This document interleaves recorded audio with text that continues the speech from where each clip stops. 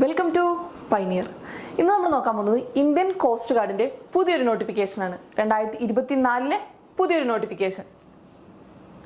Assistant commandant പോസ്റ്റിലേക്കാണ് applications ക്ഷണിച്ചിരിക്കുന്നത്. Assistant commandant പോസ്റ്റിലേക്ക് ഗ്രൂപ്പ് എ പോസ്റ്റാണ്, അതുപോലെ തന്നെ ഗസറ്റഡ് പോസ്റ്റാണ്. ജനറൽ ഡ്യൂട്ടിയിലേക്കും അതുപോലെ തന്നെ ടെക്നിക്കൽ പോസ്റ്റുകളിലേക്കുമാണ് ആപ്ലിക്കേഷൻസ് ക്ഷണിച്ചിരിക്കുന്നത്.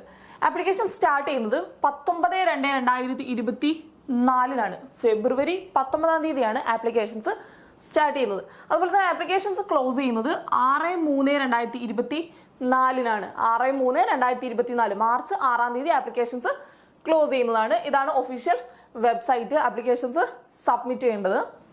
ഓക്കെ, നമ്മൾ പോസ്റ്റുകൾ നോക്കുകയാണെങ്കിൽ ആദ്യം നമ്മൾ ജനറൽ ഡ്യൂട്ടി പോസ്റ്റാണ് നോക്കുന്നത്. ജനറൽ ഡ്യൂട്ടി പോസ്റ്റാണ് നോക്കുന്നത്.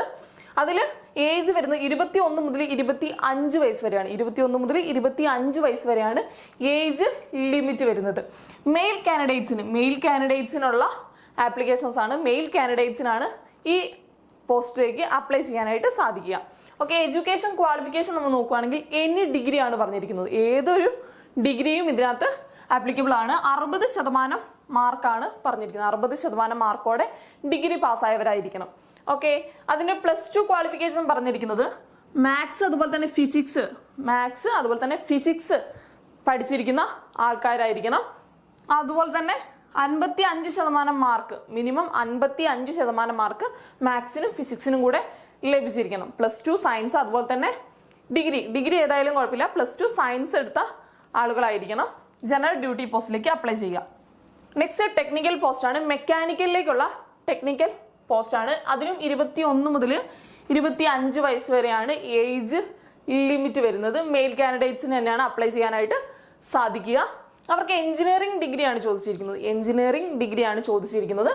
Naval architecture or mechanical, marine or automotive, mechatronics, industrial production, metallurgy, design or aeronautical aerospace. ഇത്രയൊക്കെയാണ് എഞ്ചിനീയറിംഗ് പറഞ്ഞിരിക്കുന്നത്. ഡിഗ്രി ഈ സബ്ജക്റ്റുകളിലൊക്കെ ഡിഗ്രിയാണ് വേണ്ടത്. എഞ്ചിനീയറിംഗ് ഡിഗ്രി 60% മാർക്കാണ് വേണ്ടത്. 60% മാർക്കോടെ പാസ്സായിരിക്കണം.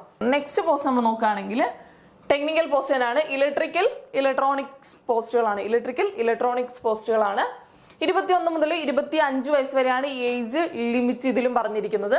മെയിൽ കാൻഡിഡേറ്റ്സിനാണ്. എഞ്ചിനീയറിംഗ് ഡിഗ്രി ആണ് ഇതിലും ചോദിച്ചിരിക്കുന്നത്. ടെക്നിക്കൽ പോസ്റ്റ് ആണ്, എഞ്ചിനീയറിംഗ് ഡിഗ്രി ആണ് ചോദിച്ചിരിക്കുന്നത്. ഏതൊക്കെയാണ് നോക്കുകയാണെങ്കിൽ electrical or electronics, telecommunication, instrumentation and control, electronics, communication, power engineering 60% മാർക്കോടെ പാസ്സായിരിക്കണം. ഇത്രയും സബ്ജക്റ്റുകളിൽ 60% മാർക്കോടെ പാസ്സായവർക്കാണ് അപ്ലൈ ചെയ്യാനായിട്ട് പറ്റുക ടെക്നിക്കൽ, ഇലക്ട്രോണിക്സ് പോസ്റ്റിലേക്ക്. എക്സാമിനേഷൻ ഫീ വരുന്നത് 300 രൂപയാണ്. എക്സാമിനേഷൻ ഫീ വരുന്നത് 300 രൂപയാണ്. ഓക്കെ, SC/ST കാൻഡിഡേറ്റ്സിന് application fee ഉണ്ടായിരിക്കുന്നതല്ല.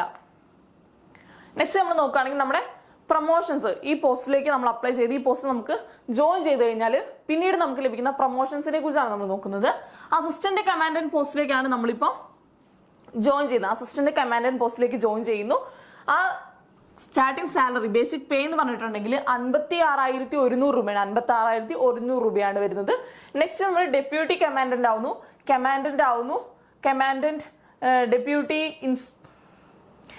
Deputy inspector general, additional director general ഇത്രയും പോസ്റ്റിലേക്കാണ് നമുക്ക് റാങ്ക് കയറ്റം ലഭിക്കുക. ഡയറക്ടർ ജനറൽ പോസ്റ്റിന് 2,25,000 ബേസിക് സാലറി എന്ന് പറയുന്നത്. ഓക്കെ, ഇത്രയും അവസരങ്ങളുള്ള ഒരു പോസ്റ്റാണ്. എല്ലാവരും അപ്ലൈ ചെയ്യാനായിട്ട് ശ്രദ്ധിക്കുക. Thank you.